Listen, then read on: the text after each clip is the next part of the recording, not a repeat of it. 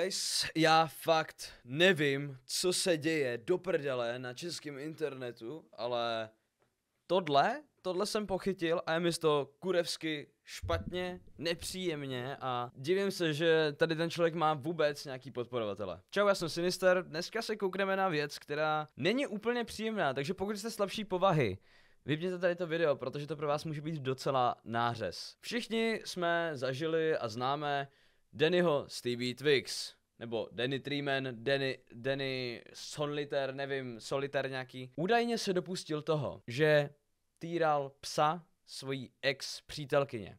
Pak se potvrdilo, že to skutečně byla pravda. Já nevím, co tady ten člověk dělá ještě vůbec na internetu. Člověk, který je mediálně známý, by si tohle v životě neměl dovolit. A hlavně nikdo, kurva, jako člověk by si tohle neměl dovolit ke svýmu zvířeti, nebo obecně ke zvířatům, takovýhle zacházení. Dennis se měl dopustil se toho, že vylil savo fence Amy, což je fenka Dannyho ex-přítelkyně, nalil mu to savo do očí, protože údajně smrděl. Já nevím, jaký byly myšlenkový pochody tady toho člověka, jestli ten člověk je totální sociopat, psychopat, nemám tušení. Ale tohle je absolutně kurevsky nechutný. Jak si tohle vůbec člověk může dovolit k tak bezbranému jako prostě stvoření? Jasně, teďka někdo se zase ozve, že jo, ale některý psy vypadají nebezpečně a tohle ale fakt nebyl nebezpečný pes.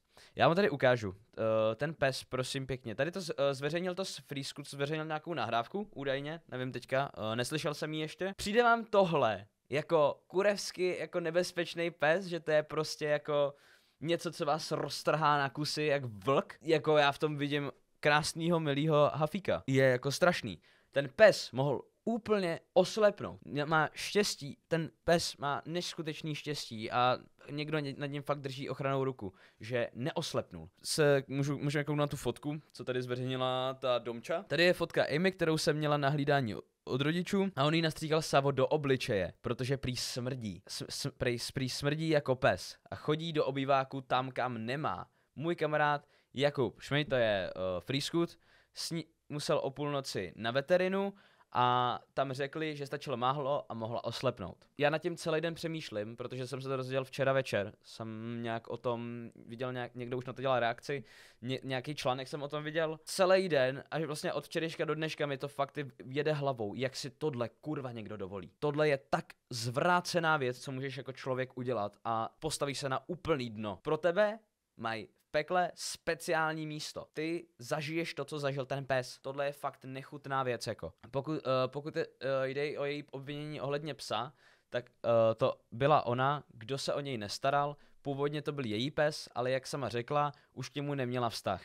A proto skončil u jejich rodičů, když tohle třeba vůbec neřekla.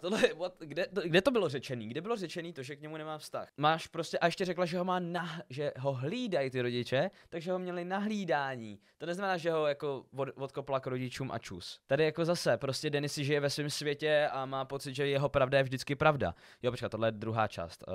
Tady někdo bude asi první část. Jo, tady. Určitě jste zaznamenali, že jsem ukončil roční vztah. Pro mě to rozchodem skončilo, ale moje bývalá přítelkyně to bohužel neunesla a její reakce je pomlouvání, šíření lží a snaha mi zničit život. Jak sama přiznala ve zprávách, které teď kolují po internetu, veřejně napsala. Mám takový vztek na něj, jak mi zničil život, že mám chuť zničit jeho. A to přesně odpovídá jejím činům, kontaktuje známé lidi, překračuje realitu a snaží se mě před nimi očernit, jen aby získala pozornost a podporu. Tohle je píčo, jakože jasně, tohle se může stát, ale pořád ti to nedává kurva důvod, aby si napadnul nebo týral kurva bezbranýho hafíka, fakt jako bezbranýho psa. Ať už jde o tvrzení ohledně psa nebo údajné nevěry, všechno je zmanipulované tak, aby to zapadalo do její verze příběhu. Obvinuje mě z věcí, které se nestaly a překračuje realitu podle toho, jak se jí to hodí. Víme, jak Danny Treeman měl jako v minulých letech jako kontroverze a tak. Tady už je u něj už je fakt těžký mít jako nějaký alibi prostě, protože to je jako u něj téměř nemožný. Ten člověk už měl, jako už i mlátil přítelkyni, jako chápeš, prostě on asi prostě má ty sklony k násilí, já fakt nevím. A tohle je jako hrozný, jako tohle. A pokud je o její obvinění ohledně psa, to byla ona, kdo se o něj nestaral. Původně to byl její pes, ale jak sama řekla, už k němu neměla vztah a proto skončil u jejich rodičů. Když ho dostala na hlídání, nechtěla s ním chodit ven, chovala se k němu ošklivě a nakonec ho musela venčit moje sestra. A co je horší, jednou ho nechala celý den zavřeného samotného v autě, když šla do práce. Pes byl ve stresu, klepal se a nakonec se ze stresu i zvracel. A když jsem se jí tehdy ptal, proč ho nevezme s sebou do práce, řekla mi, že se na něj nemůže dívat a že jí sere. To asi mluví za vše o jejím vztahu ke zvířatům. Nevím, co je na tom pravdy, upřímně. Nevím, co je na tom pravdy. Nevím, není tam nějaký ještě ani potvrzení, že by se tohle stalo, ale víme, jak Danny umí lhát a jak si umí strašně dobře vyrábět scénáře, takže jo, když tadyhle, jako i ten pes nevypadal vůbec v pořádku, už na té fotce, jako nevypadal třeba v pohodě. Nevím, jestli to je fotka jako z toho večera, ale tohle. No, koukneme se ještě na to Freescootové vyjádření, nebo to, co zveřejnil Freescoot, protože tam budou asi věci objasněný. Ti, co mě znají osobně, vědí, že bych takové věci nikdy neudělal. Nevěřte všemu, co vidíte na internetu, obzvlášť pokud to pochází od někoho, kdo dlouhodobě trpí těžkými depresemi, úzkostmi a paranojou. Kámo, tohle je prostě zase to, že nevěřte lidem, protože jsou takový a takový. Jako tohle je nejjednodušší výmluva, co může na to reálně dát, jako. Sám mám 2 kočky, už 7 let a můj brácha zlatého retrievera. To asi není chování člověka, který by ubližoval zvířatům. V životě by mě nenapadlo, kam až je po rozchodu schopný, V životě by mě nenapadlo, kam až je někdo po rozchodu schopný zajít, jen z msty a zoufalství. Ať si každý udělá svůj vlastní názor, ale psát zhrzené zprávy všem kolem a pomlouvat po rozchodu, to asi mluví za vše. No, to by se měli. Já k tomuhle nemůžu úplně nic říct, protože zase nevím, jaká je v tomhle backstory, nemůžu zase, jako kdybych měl říct teďka jakoby náhled, jako jenom na to, kdybych to viděl takhle a vůbec se v tom nerejpal a můj náhled. Za mě si Danny vymýšlí a tady ta věc by se vůbec neměla zlehčovat, tady ta situace ohledně jakoby toho psa. To by se vůbec nemělo zlehčovat. Tady to zveřejnil zase Freescoot, utáhl jí to tak moc, že se dusila a měla otlačený celý krk. Ty vole, jako uvazování psu, já jsem těžce proti tomu. Chápu, když jdeš na poštu, tak musíš ho uvázat venku, protože nesmí dovnitř, jasně, to je něco jiného. Ale když ho necháváš na schvál venku, nebo prostě ho na schvál uvážeš, to je hnusný, jako to. Představte si, že by někdo vás takhle uvázal na 24 hodin na jeden spot a vy nemůžete nic. Já se ráno zbudila a je mi celá mokrá a smrděla jak záchod, tak jsem se ho ptala, co jí udělal a on mi řekl, že nic, že smrdí jako pes a blbě čumí a chodí do obýváku. Chodila tam, protože si neměla na co lehnout, když jí vyhodili její pelíšek. What the fuck, Danny? Co to kurva? Ty jsi prostě psovi vyhodil pelíšek, i když je to prostě... Pelíšek je pro psa něco jako největší safe space. Pro toho psa je to postel, domov, prostě domek, prostě cokoliv. Prostě to je jeho safe house, jeho safe place. Tak proto prej na ní použil čistící přípravek. Hádali jsme se, řvali na sebe, řekl mi, že se zastávám psa a že a na něj jsem hnusná a že prej, když toho psa tak miluju, tak ať jsem s ním a takový sračky, co by řekl nevyspělý člověk. Ty vole, já nevím, já jsem teďka se jako zamyslel hrozně rychle nad touhle větou a nevím, jako, co si o tom myslet, protože tohle dokáže říct fakt každej, ale zároveň v případě Dannyho bych se možná ani nedivil, že by tohle zavalil. Ale při tohle zase, tohle řekne ti nevyspělý člověk, jako hodně nevyspělý.